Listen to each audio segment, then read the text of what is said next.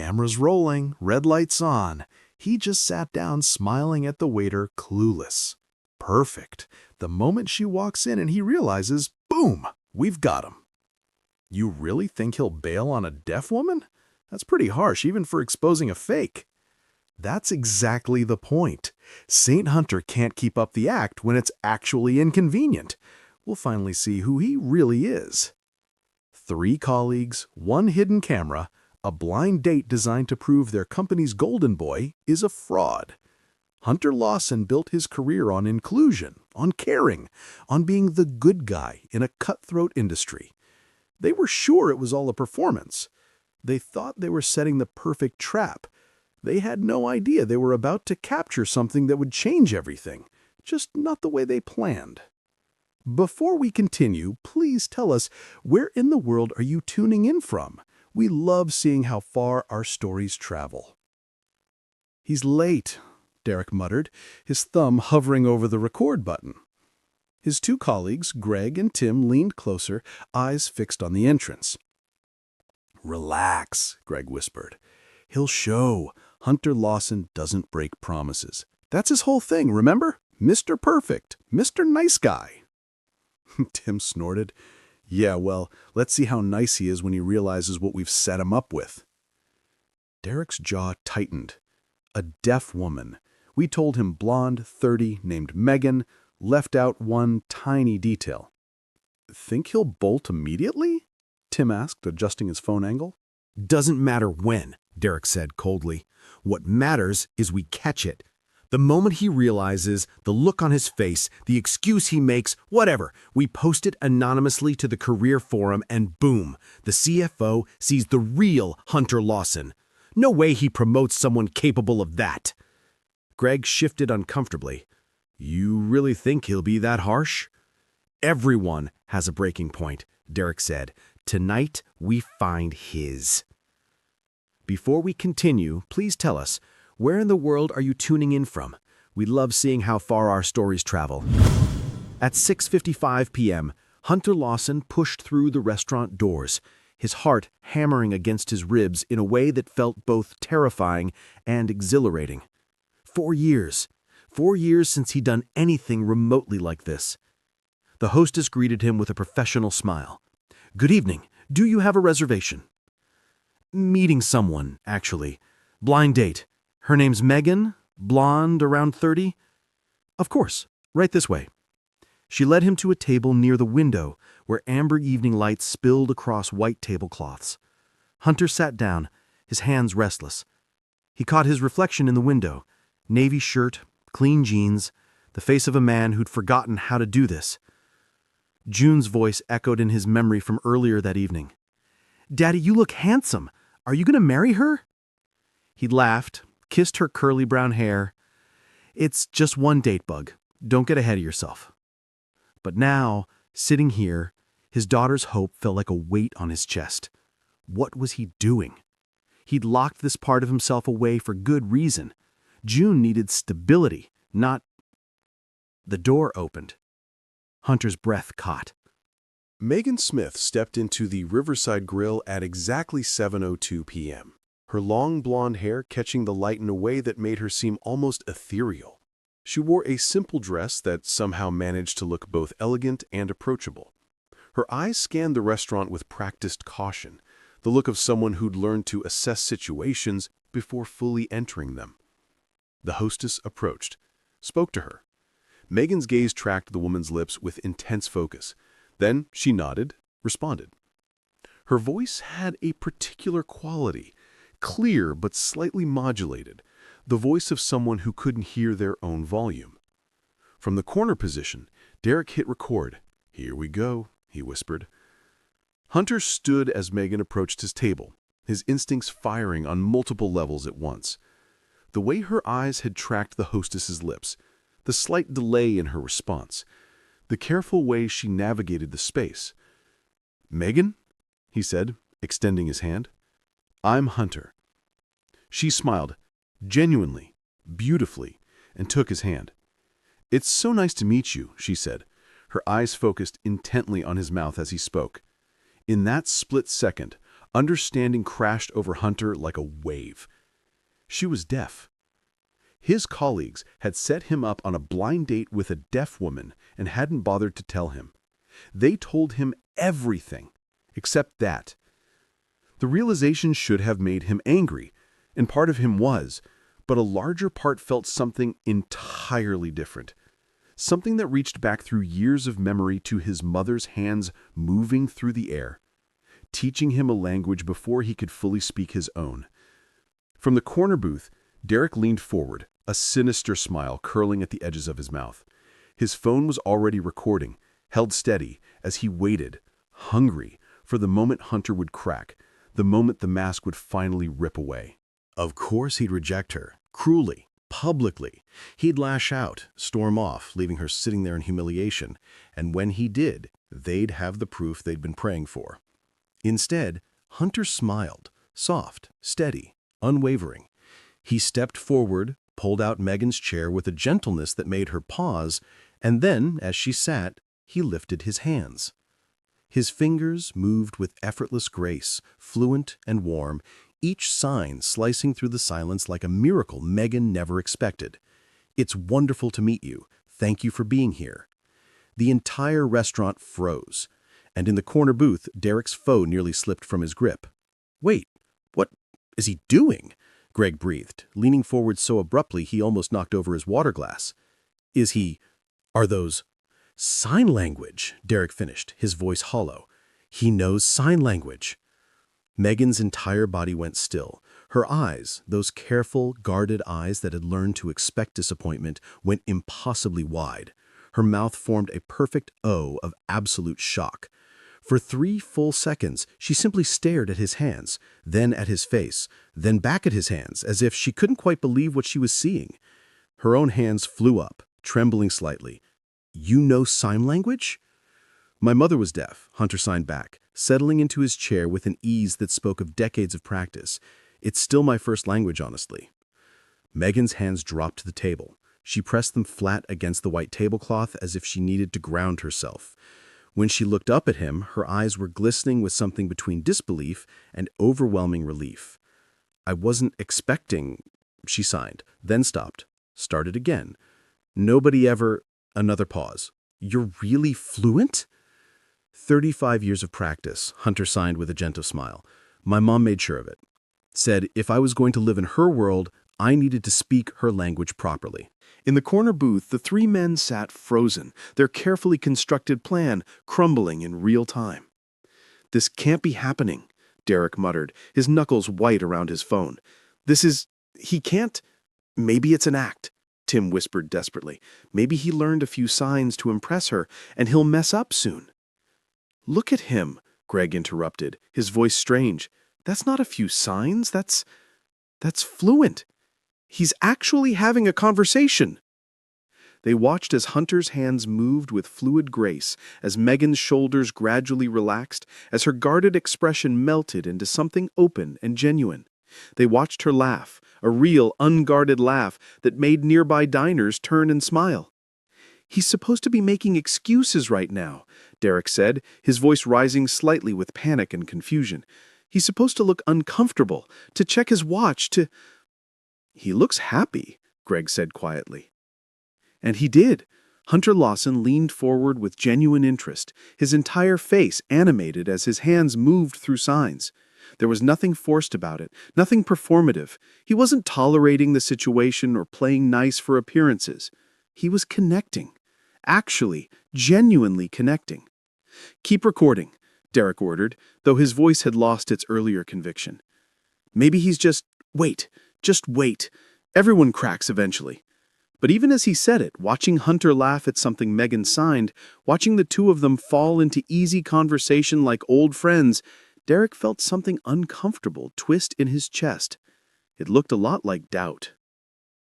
The conversation that unfolded over the next 20 minutes was unlike anything Megan had experienced in 3 years of catastrophic blind dates. Hunter didn't speak slowly or exaggerate his signs. He didn't treat her like she was fragile or simple. He just talked to her, like she was a person he genuinely wanted to know. "So you're a freelance writer," Hunter signed, leaning forward with real interest. What kind of writing? Content marketing, mostly, Megan signed back, her shoulders gradually relaxing.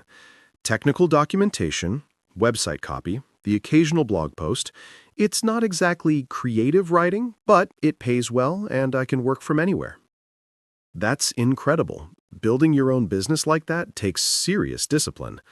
Megan's hands moved with more confidence now. What about you? What do you do?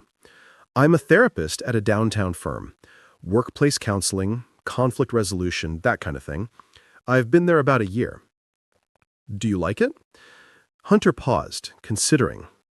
I do, though lately it's been complicated. Office politics. You know how it is. Actually, I don't, Megan signed with a playful expression. One of the perks of working from home, my biggest office politics issue is whether the cat gets to sit on my keyboard. Hunter laughed, a real, genuine laugh that made several nearby diners glance over with smiles.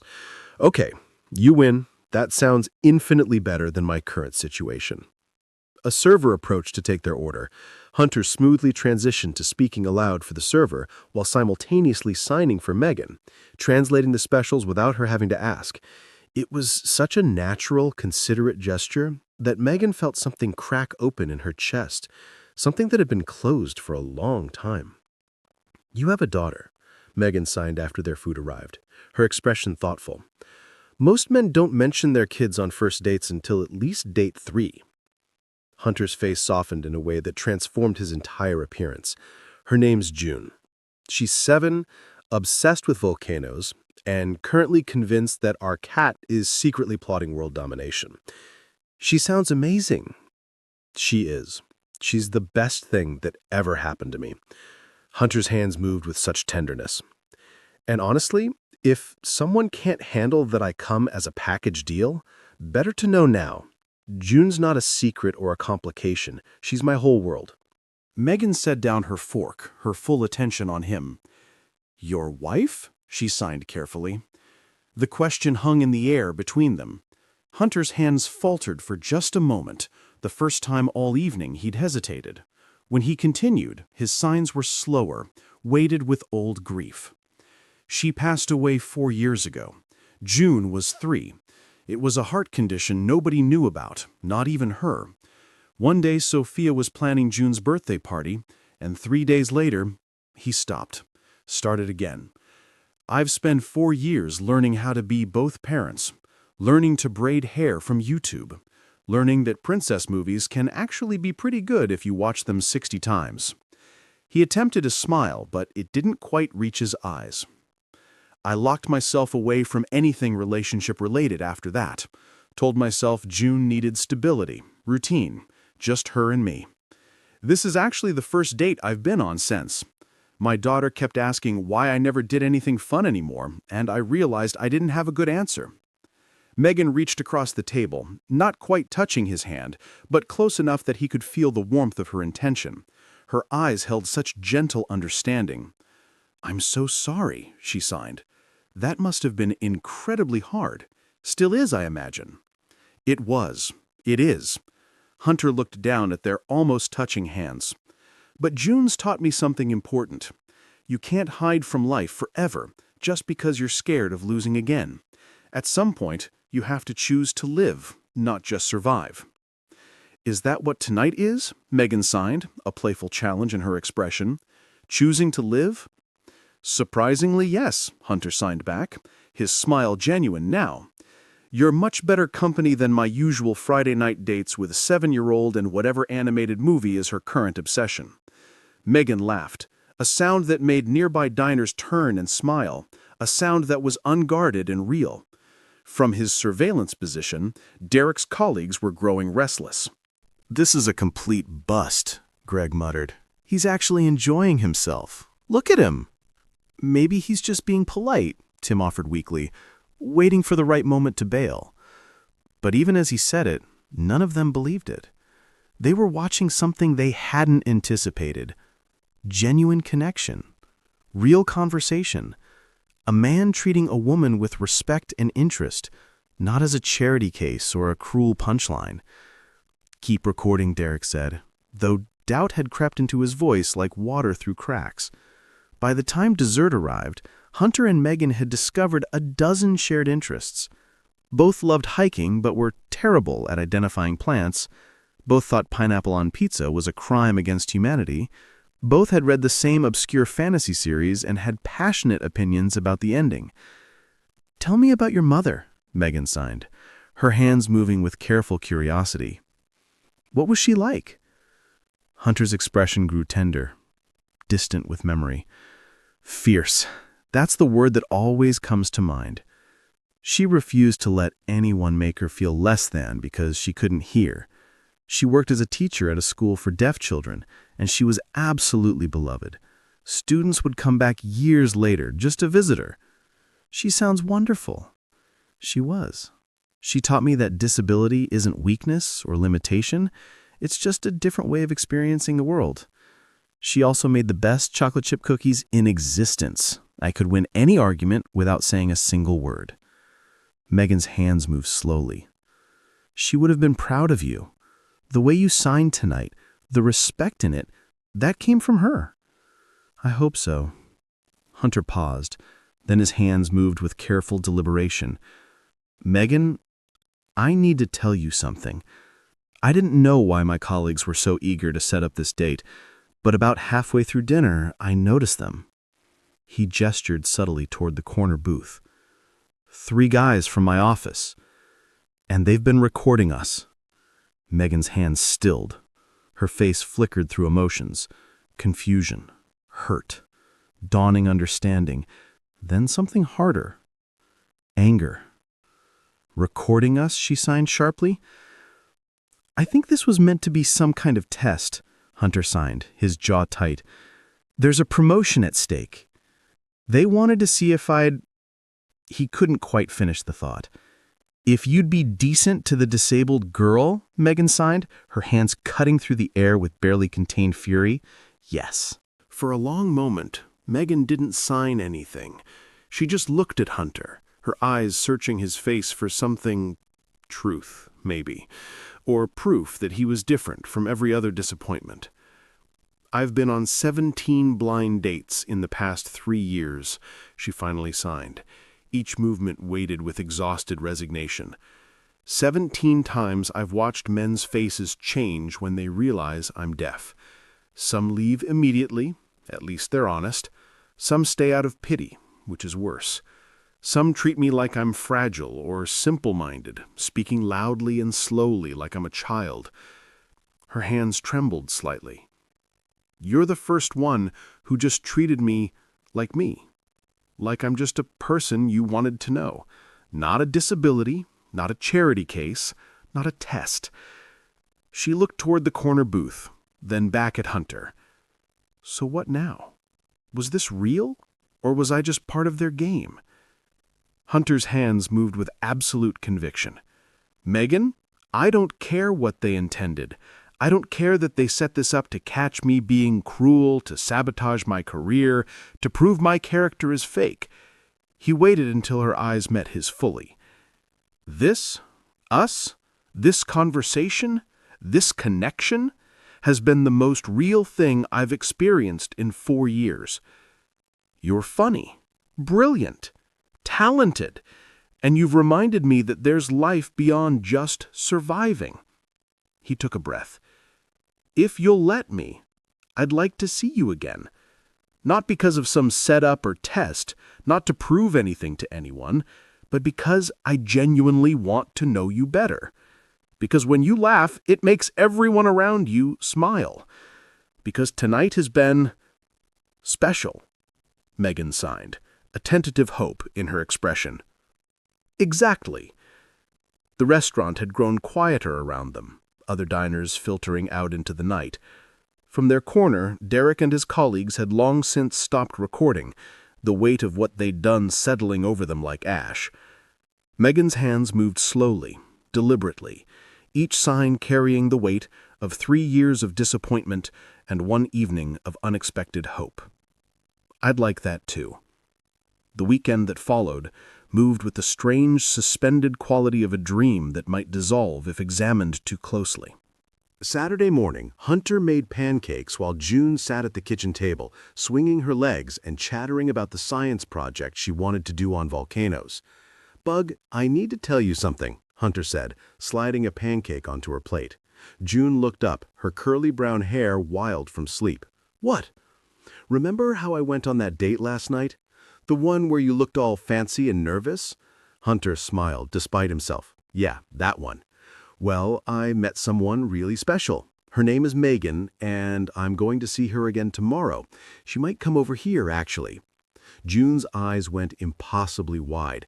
"To our house? Is she nice? Does she like volcanoes? Can I meet her?" Yes, probably and definitely. But there's something else you should know. Megan is deaf, which means she can't hear. She talks with her hands using sign language. June's fork paused halfway to her mouth. "Like in that video you showed me about Grandma?" Something warm bloomed in Hunter's chest. "Exactly like that. I thought maybe if you wanted, we could practice some signs together before she comes over." "Yes! Can I learn how to say volcanoes are awesome?" "We'll work on it." Saturday afternoon arrived with the particular anxiety of introducing two parts of your life and hoping desperately they'd fit together. Hunter had cleaned the house 3 times. June had changed outfits twice, finally settling on her favorite purple shirt with sparkly stars. The cat had been bribed with treats to behave. Everything was as ready as it could be. When the doorbell rang at 2 o'clock, June bolted for the door with the speed of a small, excited missile. "Junie, slow down," Hunter called, but she was already yanking the door open. Megan stood on the porch holding a small bag and wearing jeans and a soft yellow sweater that made her look warm and approachable.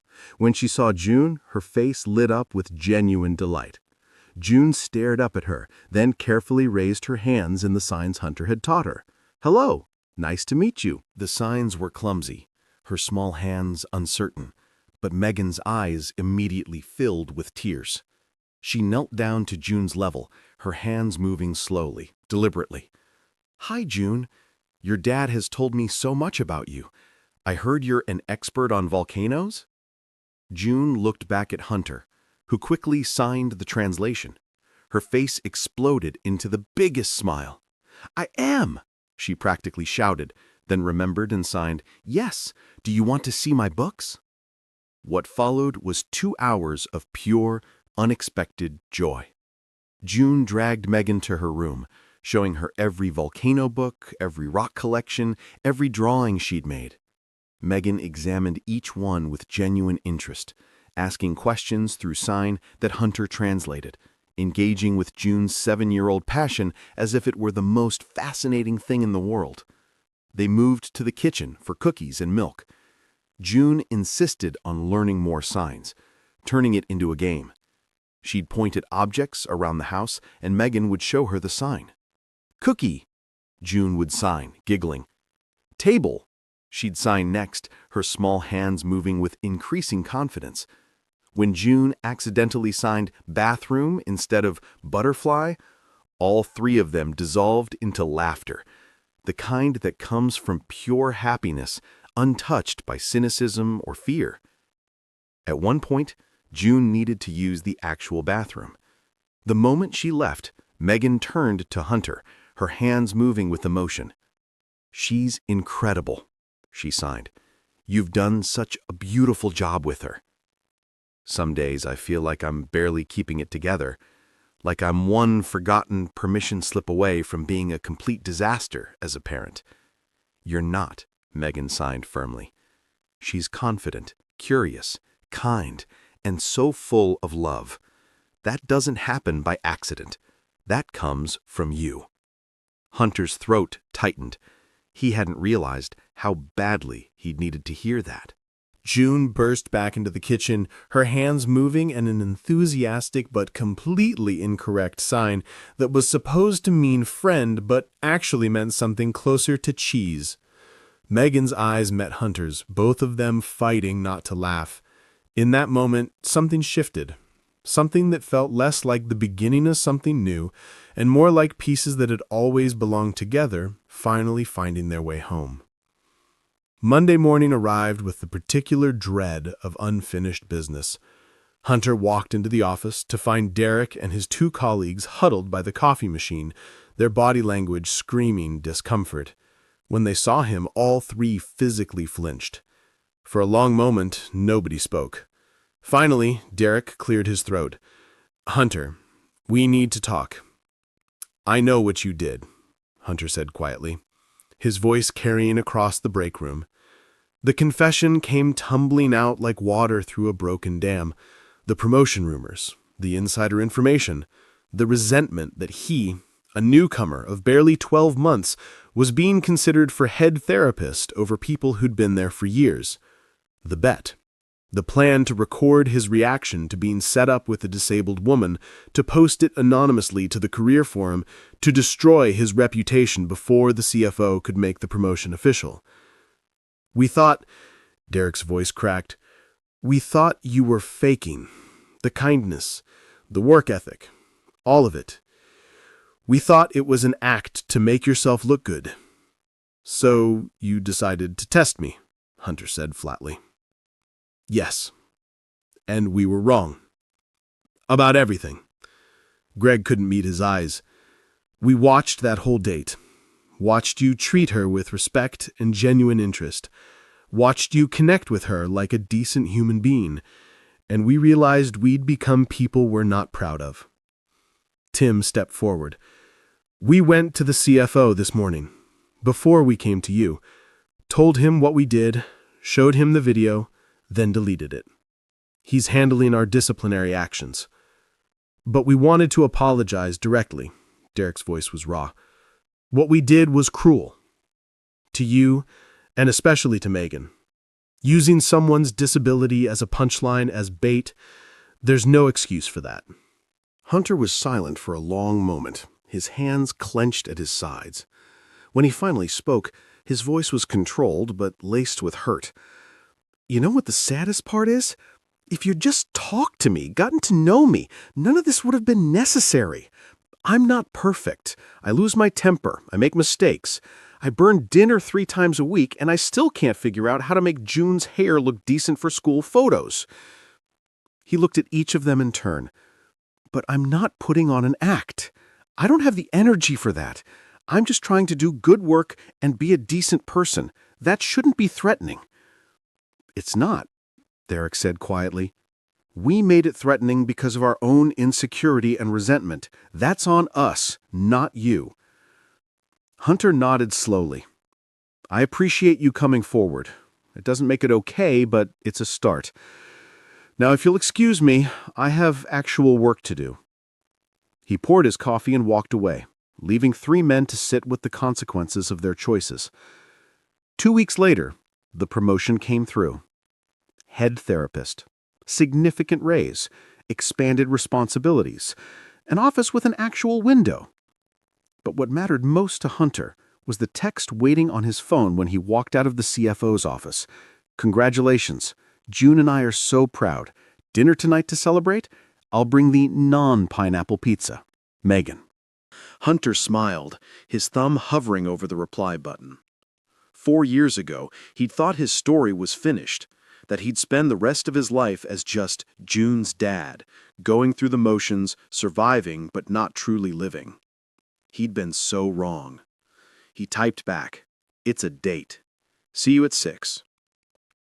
6 months later, the Riverside Grill had become their place. Hunter and Megan sat at the same table where they'd first met, June wedged between them, her small hands moving through the sign for family with increasing confidence. "Again," June demanded, her curly hair bouncing. "I want to get it perfect." Megan guided her hands through the sign with endless patience, her face soft with affection. Hunter watched them, his heart so full it physically ached. But this time, the ache was good. It was the ache of healing, of something broken being carefully rebuilt into a new shape. "I have something to tell you," Megan signed to Hunter while June was distracted by her chocolate cake. "Good news or scary news?" Hunter signed back. "Both?" Megan's hands moved carefully, nervous. I got a major new client. 6-month contract, really good money. They want me to take an office space downtown for in-person meetings. Megan, that's incredible. It's terrifying, she signed honestly.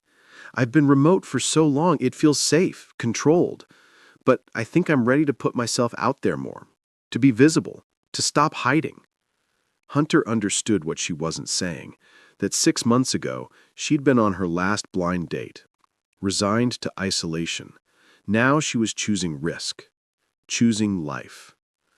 I'm so proud of you, he signed. And if you need someone to help move office furniture or bring coffee during long workdays, I know a guy. Oh, really? Is he single? Definitely not, Hunter signed, grinning. He's very happily taken by an incredible woman who is teaching his daughter sign language, who makes June laugh until she can't breathe, and who showed him that second chances at happiness are real.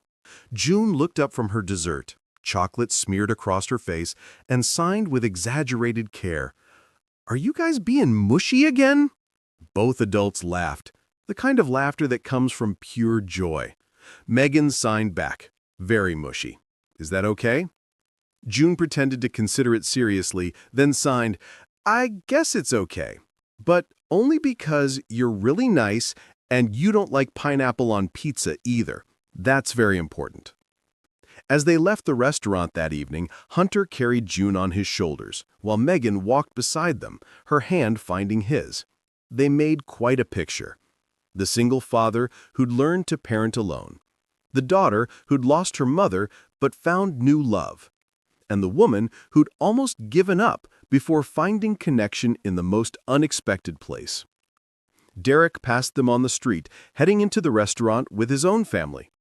He paused, met Hunter's eyes, and nodded, a gesture of respect and acknowledgement. Hunter nodded back. Some wounds healed with time, some relationships rebuilt stronger, and some mistakes became the foundation for growth. That night, after June was asleep and Megan had returned to her apartment, Hunter stood in his daughter's doorway watching her sleep.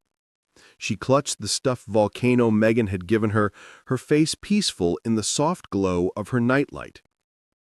1 year and 3 months after that first date, Hunter took Megan and June back to the Riverside Grill. Why are we getting so dressed up? June asked for the third time, smoothing down her navy blue dress. It's just dinner. It's a special dinner, Hunter said, adjusting his tie in the rearview mirror. His hands were shaking slightly, the same nervous energy he'd felt that first night, but amplified 100-fold. In his jacket pocket, a small velvet box pressed against his ribs with every breath. They were seated at their table, the same one where everything had begun. June chattered excitedly about her upcoming science fair project, while Megan smiled, her hands moving through responses that made June giggle. Halfway through dinner, Hunter's phone buzzed. He glanced at it, then signed to Megan. June, can you come here for a second? June's bounced over, and Hunter whispered something in her ear. Her eyes went wide, and she nodded enthusiastically. Megan, June signed carefully, her small hands moving with the precision of months of practice.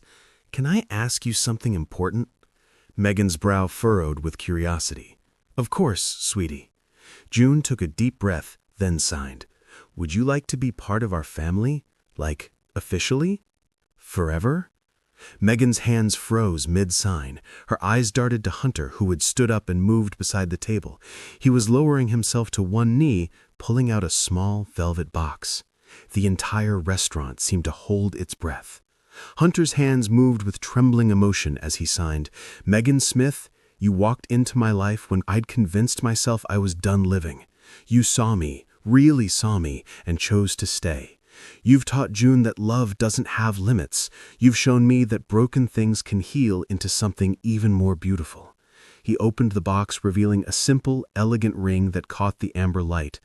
I'm not asking you to complete us because we're not incomplete, but I am asking you to choose us every day, the way you've been choosing us for over a year. Will you marry me? Megan's hands flew to her mouth, tears streaming down her face. For a moment she couldn't move, couldn't sign, could only stare at the man kneeling before her and the little girl bouncing excitedly beside him. Then her hands moved, shaking but certain. Yes, yes, yes, I'll marry you. The restaurant erupted in applause. June launched herself at both of them, creating a tangle of arms and laughter and happy tears. Hunter slipped the ring onto Megan's finger, then pulled both his girls close, his heart so full he thought it might burst. 3 months later, Megan stood in a bridal boutique, surrounded by soft, white fabric and the warm chatter of the shop owner. She'd tried on 4 dresses already, but this one, a simple A-line gown with delicate lace sleeves, felt right. She stood in front of the 3-way mirror, turning slowly, watching how the fabric moved. Her phone buzzed in her purse. The shop owner retrieved it for her, smiling. Text from Hunter. Megan's heart did its familiar flutter as she read, "June wants to know if your dress has sparkles. She's very concerned about the sparkle situation. Also, I miss you. Also, I love you. Also, 3 more weeks feels like forever. Also, did I mention I love you?" Megan typed back, "Tell June there are sparkles, or sort of. Lace counts, right? Miss you too. Love you more. 3 weeks will fly by. And yes, you mentioned it. Mention it again?" The response came immediately. "I love you. I love you. I love you. See you at home in an hour?" When Megan walked through the door of Hunter's house, their house now really, since she'd moved in 2 months ago, she was immediately ambushed by June. "Did you get a dress? Is it pretty? Does it have sparkles? Can I see pictures?" "No pictures," Megan signed with mock seriousness. "Your dad can't see it until the wedding. It's bad luck." "But I can see it, right?" "Of course you can. You're my maid of honor." June's face lit up like she'd been given the greatest gift in the world. Hunter emerged from the kitchen, still wearing his work shirt but with his tie loosened and sleeves rolled up. He crossed the room and kissed Megan softly, his hand cupping her face with such tenderness it made her chest ache. "Good day?" he signed. "Perfect day," she signed back. "Found the dress." "Yeah?" "Yeah." "Can't wait to see you in it." His eyes held such love, such certainty, that Megan felt tears prick her eyes for the second time that day. "Movie night," June announced, already pulling blankets and pillows onto the couch. "We're watching the volcano documentary I picked." Hunter and Megan exchanged amused glances. A documentary on volcanoes wasn't exactly Megan's idea of relaxing Friday night entertainment, but watching June's enthusiasm made everything worthwhile. They settled onto the couch, June wedged between them, the cat sprawled across all their laps, blankets tangled around their legs. The documentary played on the TV, but none of them were really watching. June kept signing excited comments about lava flows. Hunter's arm stretched across the back of the couch, his fingers occasionally brushing Megan's shoulder. Megan's hand rested on June's curly hair, absently playing with her hair. This, Megan thought, this ordinary, beautiful, perfect moment. A year ago, she'd been on her last blind date, resigned to loneliness, convinced that no one would ever see past her disability to the person underneath. Now she was here, in a home filled with laughter and volcano documentaries, and a man who'd learned sign language from his mother and taught it to his daughter. A man who'd looked at her on that first night and seen not a disability or a test, but simply her. "What are you thinking about?" Hunter signed during a quiet moment when June was absorbed in the TV. "How lucky I am," Megan signed back. "I'm the lucky one." "We're all lucky," June signed, without looking away from the screen, making both adults laugh. The cat purred, the documentary droned on about pyroclastic flows. June's breathing gradually slowed as she dozed off against Megan's side. Hunter's thumb traced gentle circles on Megan's shoulder. Outside, the world continued spinning with all its chaos and cruelty and unexpected kindness. But inside this house, wrapped in blankets and love and the warm glow of the TV, three people who'd found each other against all odds were simply, beautifully, perfectly home. And in 3 weeks, they'd make it official. But really, they'd been a family from the moment Hunter raised his hands and signed, "It's wonderful to meet you." Everything else was just paperwork. If this story touched your heart the way it touched mine, please don't let it end here. Let it remind you, kindness still matters, compassion still changes lives, and hope is never wasted. Subscribe and be part of our Soul Lift Stories family, where every story lifts the spirit and reminds us that light always finds its way back. And if this moment moved you, share it. Because sometimes sharing hope is the kindest thing we can do.